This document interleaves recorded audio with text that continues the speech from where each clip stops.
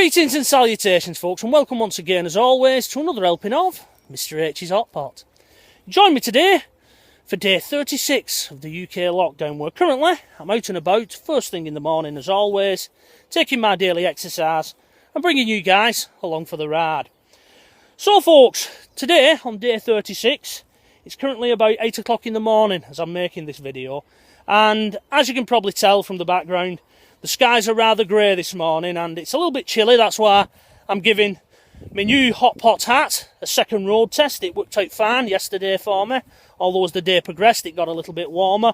I don't think that's going to happen today, hot potters, because we had a little bit of rain this morning, didn't we? A little bit of light rain. I did think that I would be having to do this particular vlog from the old jalopy, but the rain has managed to dry up a little bit, so I thought, sod it, I'll get my old walking shoes on and I'll get out there and get day 36 vlog done. So folks, what does day 36 bring? Well, obviously Boris Johnson is back at work now. All eyes are on him and we're all looking for direction from our leader, aren't we?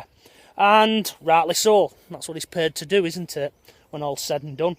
But I'm wondering, with the change of weather, the fact Boris Johnson is back, if finally the lockdown party is over.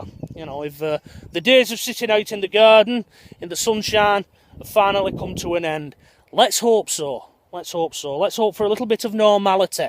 And speaking of which, many of you left in the comments section last night that you were saddened that I'm looking to wind up this particular series of vlogs. You know, you've enjoyed them very much. Many of you have come to my channel and found my channel because I've been making them.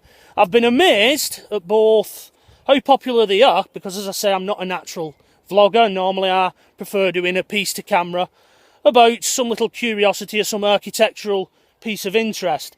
But the places as well that people have been watching these from, I've had people from the US watching these vlogs, Australia, and even one fella, an expat from Bury in Manchester there. He's over in Qatar. He's a commercial airline pilot and he's been watching these from over there. So I am very humbled and I'm very touched that people from all around the world have been watching these. It's amazing to think that just a fella from Wigan, a middle-aged bloke, really, is being watched all the way around the world. So a big thank you for that.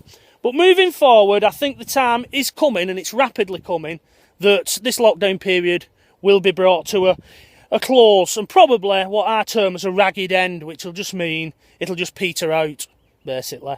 I have no doubt that Boris Johnson is now grilling all these experts that they've been paying huge sums to advise them, asking them when can we get the country back up and running. Because the fact that the daily deaths are now dropping, I know the scale that the UK uses to record daily deaths from coronavirus has been brought into question. But it is the scale that they're using, a bit like the BMI scale. It's not exact, it's not perfect, but that's what they're using. Even by that standard, they're dropping. I mean, it's amazing to think that if a number of weeks back, if somebody would have said, yeah, there's been 300 deaths from the coronavirus, we would have been shocked. No, so many weeks on, we're saying, oh, well, that's relatively low. It's nothing really, that, is it, compared to what we've been having? So that's an interesting observation. But in light of that, in light of the fact that other nations are reopening up slowly, Australia, New Zealand, Belgium, Italy, the list goes on, even the US, but state by state are now considering how they can reopen. I think it's going to be very difficult for Boris Johnson to just have a blanket lockdown on everything and keep this country under lock and key, basically. I think eventually he's going to have to bite the bullet and start to ease the restrictions. So bearing that in mind, I'm now making plans for my channel post-lockdown period. So it all depends, just to clarify my own position, on where Boris Johnson goes. As I say, I think there'll be a big announcement made. After all, the current extension period is due to end on the 7th of May, isn't it? So he can't just automatically roll us over into some undetermined period of time. He won't do that, despite what some of the more conspiracy-minded people will say. That won't happen. He will stand there before the nation and he'll explain and put out his plan. He's already hinted that he's going to do that with his return speech that he made yesterday. And depending where that goes, that's where I'll go with this channel. If it turns out that he does grant an extension, it's a short extension with a closed date past the 7th of May, then I will continue with these vlogs until that date, just to have a complete record of this whole period for prosperity and for my own little records. If it turns out that the extension period is just allowed to naturally expire on the 7th of May at midnight, I will continue with these vlogs until then. If it turns out that there is a undetermined period of extension where they just say, you know, we'll look at it again in 3 weeks, then I'm not going to move forward and go into that. I hope that clears it up for you.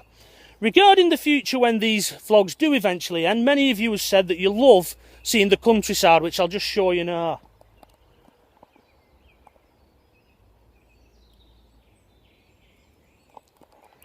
Look at that, absolutely gorgeous there. I know many of you have said that you enjoy these views. Well, if you go and take a look at my back catalogue, if you're not a long-standing hot potter, then you'll notice that I do go out into the countryside and I do feature the countryside a lot in my vlogs. I do prefer coming out here. That's why I said when the lockdown period was first called, it didn't really impact my life as much because I was coming out to areas like this. It was only when they started cribbing a little bit, the police, about people using the vehicles to travel to an area to exercise, that I started to feel the lockdown measures myself. Anyway, I hope that's cleared it up for you. I hope you all now understand where I'm going to be going with this particular series of videos. And we'll just crack on and we'll just have a little bit of a chat for the rest of the 10 minutes, shall we? Now, one fella called Gaz, he asked me, where do I get my love of Fred Dibnah from? Could I explain that in one of my vlogs? And I'll tell you, Gaz, basically, when I was a nipper and I was about 7, 8 years old, Fred Dibnah first came and he burst onto the scene. He was doing a bit of a repair job on Bolton Town Hall, which is the next town to mine. And he was featured on the BBC Look Northwest, as it used to be called. It was a regional magazine programme. And back in them days, there was only like 3 or 4 channels on UK television, so you didn't have much choice. And Fred Dibnah, he became very popular very quickly.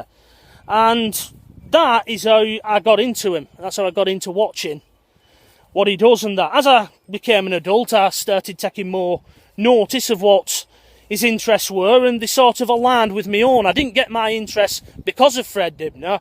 I just realised that there was a kindred spirit, so to speak.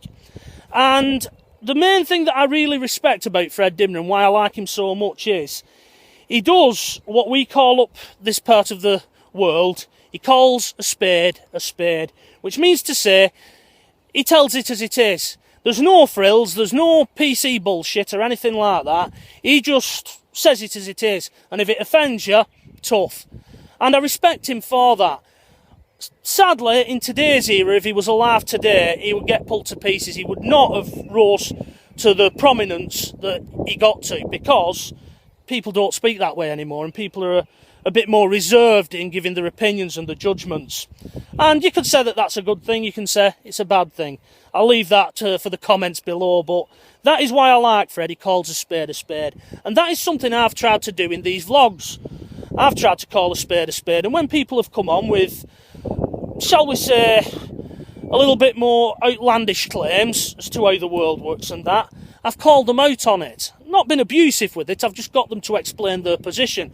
And usually you find that they sort of tie themselves in knots. And it's interesting to see that the moment you do call them out and you say, well, what research have you done independently on your claims? Or have you just watched a video somewhere and you're just quoting it parrot fashion? They melt away. You know, you don't see them again. And maybe that's why I've had a bit of spam recently, you know, people spitting dummy out. Who knows, I'm not casting any aspersions on where that comes from. As one fellow said to me from over there in the US, trolls will troll. It's one of them. But yeah, that's why I like Fred Dibnah so much. He's a local bloke to me, basically. He comes from the next town, so I understand the way he talks. And it takes me back to my childhood, and he's just an all-round bloke. You either like him or you don't, basically. And I do like him. And that's how I got into him. So I hope that's sort of explained that one for you guys. Anyway, folks, we have come up to the old 10-minute mark. Mr. H has overrun today, Hot Potters. I do apologise, especially if some of you use this as your break time or something like that. So I'm going to let you go, and I'm going to get off. So there will be a day 37. It now all depends on Boris Johnson if and when he announces his plans and his exit strategy. So folks, until tomorrow, when it will be day 37, I'll bid you a fond farewell. Stay safe as always, and bye-bye for now.